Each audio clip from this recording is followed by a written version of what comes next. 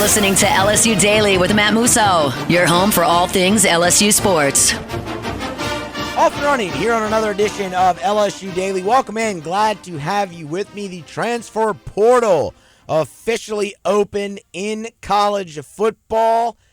We'll get you updated on how many LSU Tigers currently sit in that portal as of this recording. We will also look at some key decisions still upcoming for LSU as well, and kind of just remind you about the targets that remain for the Tigers, the positions, at least I should say, that remain for the Tigers. We know LSU's bowl destination. They will head to the Texas Bowl, take on Baylor.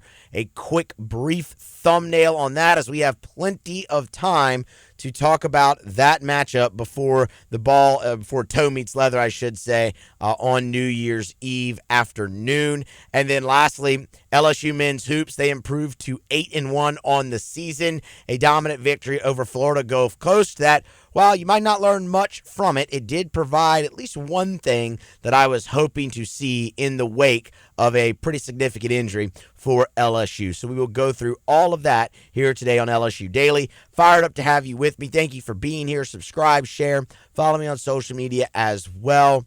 On Twitter, at Musso Matthew. Facebook, Instagram, you can find me there as well. Instagram at Matthew Musso. Words. All right. Now that the formalities are out of the way, let's dive into it. We'll start with the transfer portal. Again, officially open now here. Monday, December the 9th is the date. Currently 10 LSU players currently in the transfer portal. They are the names that you're familiar with. No new entrants yet on Monday as of this recording. So your 10 are quarterback Ricky Collins, wide receiver Landon Ibieta, wide receiver CJ Daniels, edge Deshaun Womack, safety Jordan Allen, wide receiver Shelton Sampson, defensive back Kylan Jackson, safety cornerback hybrid there. Just pick your poison.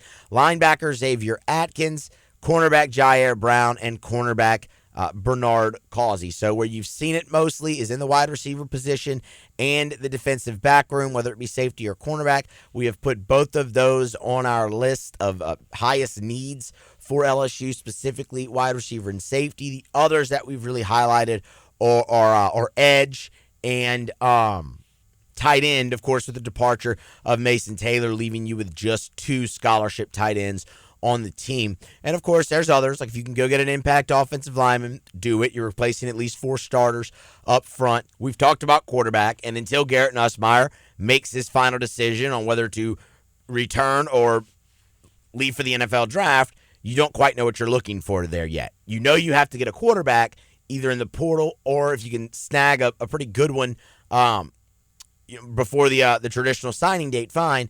But Garrett Nussmeier's decision dictates all of it. As we've said, if he returns, well, you need a backup. Like, you need an experienced backup piece to be there in case Nuss gets hurt. If Nuss leaves, you need a starting quarterback because you do not have one currently on the team that could take you to the heights needed in the SEC and the national landscape of college football. So you wait and see there. And then I will continue to throw out running back because you need another veteran piece in that running back room. You don't have one now that Josh Williams is out of eligibility, and you need that. So we'll continue to see how they kind of go about that in that way.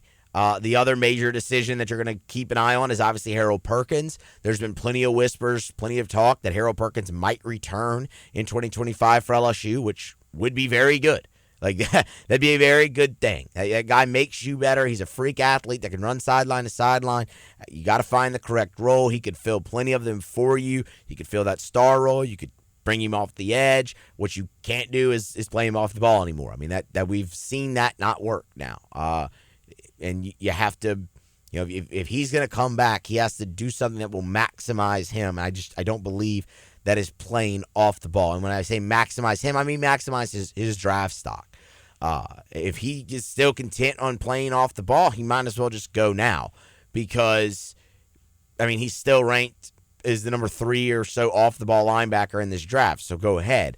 But if you want to get back into that first round where we all know he's capable of, come back, figure out the role, go hard on it, for an entire year and maximize yourself. And look, that obviously makes LSU better, as said. So, we'll wait and see there. That's obviously a huge decision.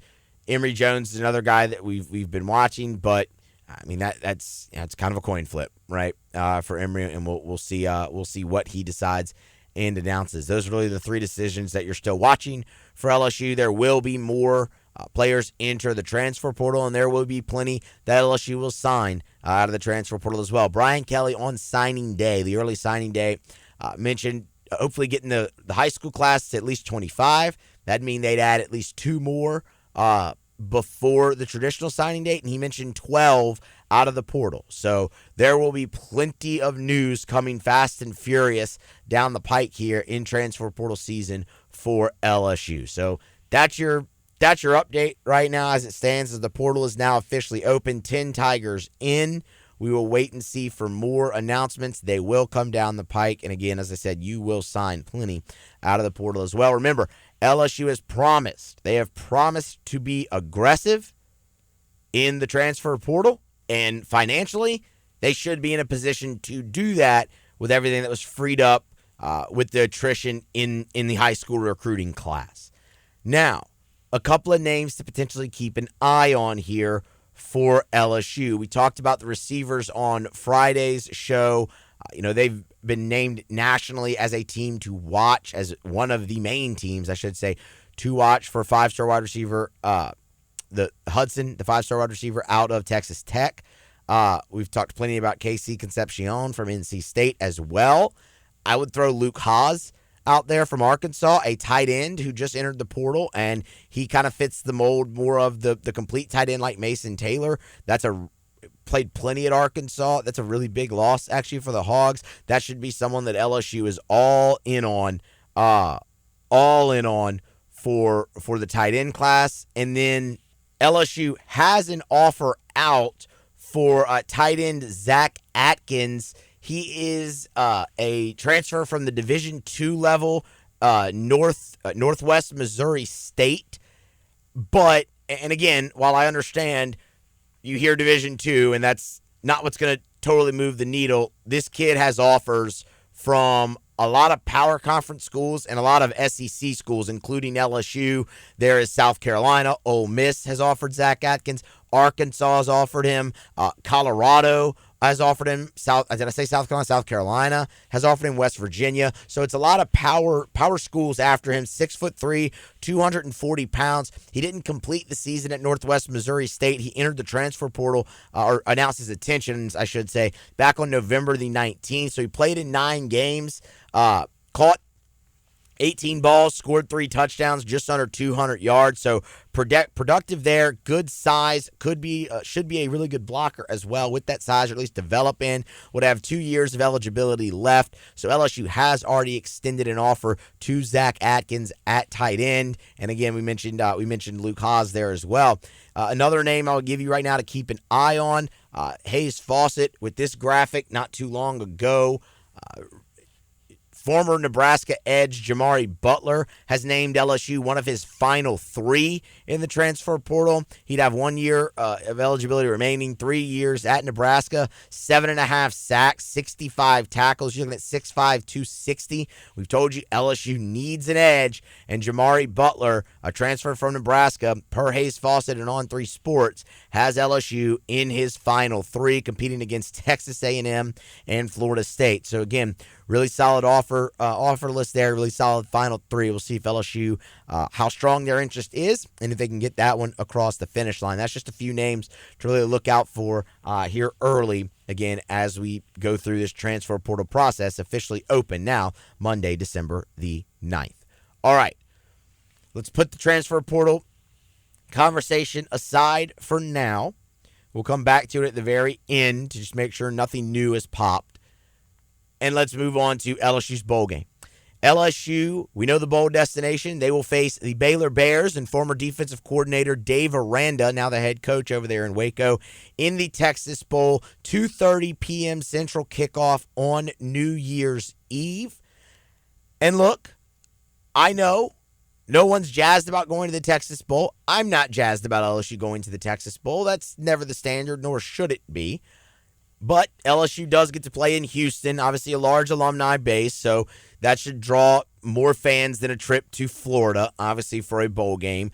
That's something to look at. Dave Aranda, that is obviously an interesting intrigue. I know none of the players on the current team played for Dave Aranda. I get that, but from a fan perspective, that's intrigue, facing a guy who's so revered at LSU and will be forever. As the defensive coordinator on the greatest college football team of all time, the 2019 Tigers. Dave Aranda is adored here in Baton Rouge. So that's going to be an interesting intrigue. And, of course, look, it is an opportunity for young guys to get another game under their belt. LSU's going to have opt-outs. We know that.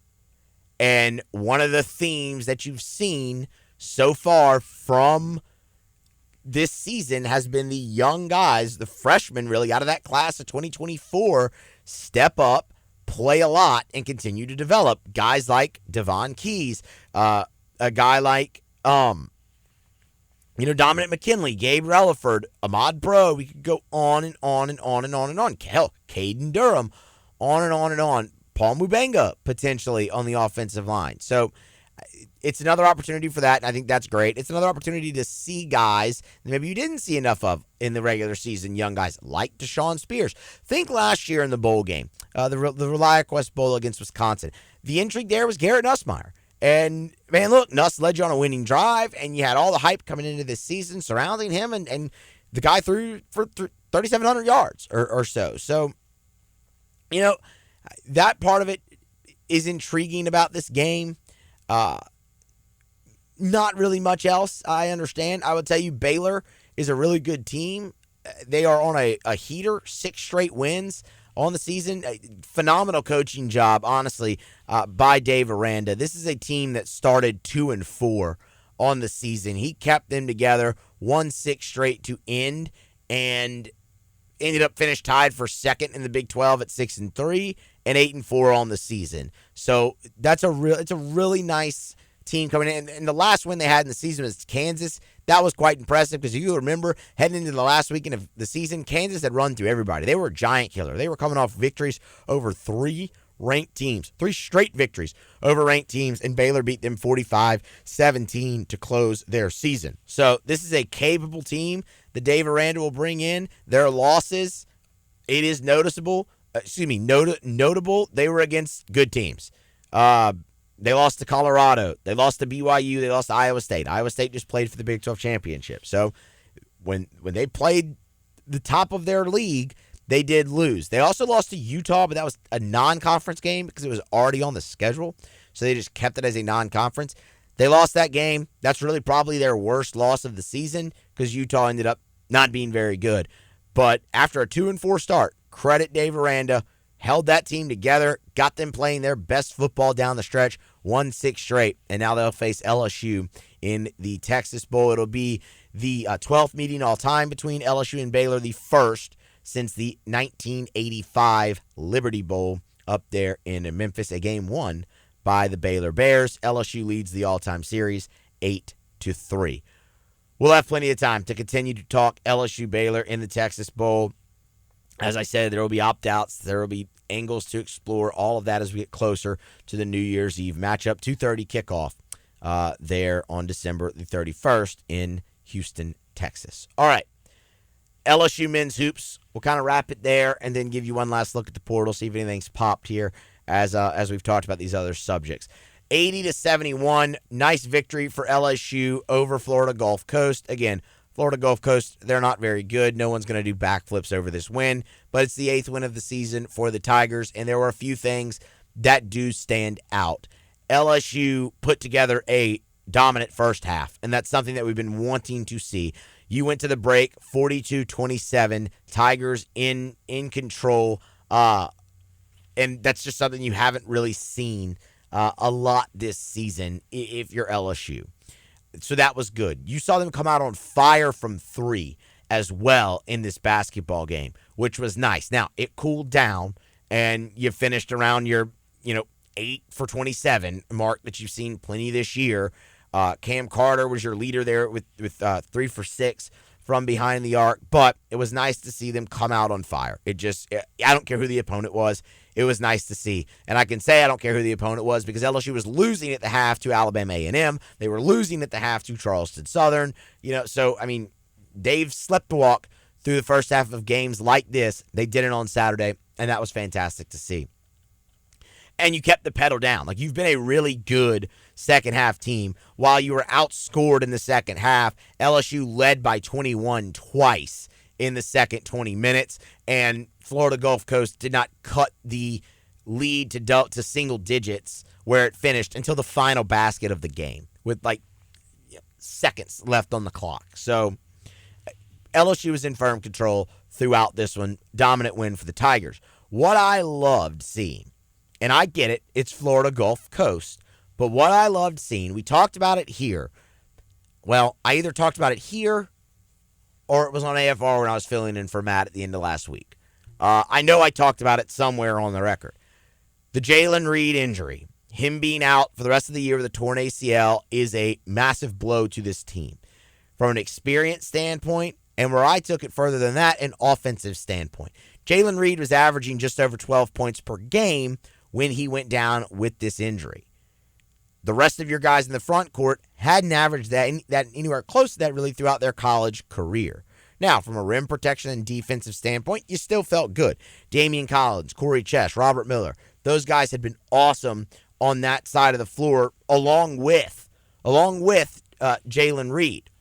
But the offensive numbers is where you really wanted to see. Could someone pick up the slack that Reed was giving you? And against Florida Gulf Coast, you saw it. Damian Collins was the leading scorer on the team for LSU with 18 points, even stepped behind the arc and knocked down a tray. He also blocked 3 shots, so the rim protection still plenty there. Looked healthy. You love to see that.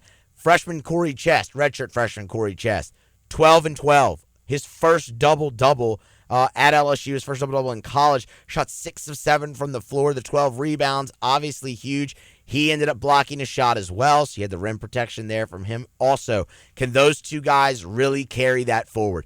LSU needs the offensive threat. They need the scoring in the front court. They were able to get it from Collins and Chest here against Florida Gulf Coast. That was a very, very welcome sign for me. All in all, LSU won the rebounding battle. They blocked 6 shots. So, again, the rim protection was there. It was a really nice win. You're 8-1. You're now 6-0 at home, and you'll head up to Frisco to face SMU, also 8-2, the Mustangs, although they have bigger fish to fry right now with the college football playoff. That's where a lot of the focus around campus will be. But you will face another ACC school. Your third one of the season. You're 1-1 so far. This is a chance to give you a winning record, and if LSU can get past SMU on Saturday, they're sitting pretty, y'all, for a chance to finish the non-conference slate with just the one loss, that being to a really, really good Pittsburgh team out of the ACC. So get excited. I know we still have Texas Bowl, we got transfer portal, we got all that surrounding the football program still, but Matt McMahon's team is playing some really, really good basketball here early in the season and look like they have a chance to win plenty enough games in the SEC, which is a really deep league, to get themselves in to the big dance come March. Exciting times around the PMAC. And the LSU women absolutely dismantled Grambling up in Bossier City, the Michaela Williams homecoming game yesterday as well on Sunday. So they're still undefeated, now 11-0. Again, exciting things happening around the PMAC and LSU hoops, men's and women's. All right, one final check here of the transfer portal before we stop recording for the day. Let's see here. Gonna pull it back up. Pardon me.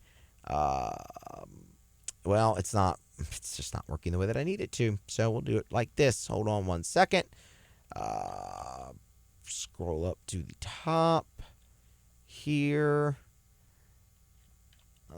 Not seeing much new break. So it looks like we're probably going to be in the clear here for when I'm done recording at least.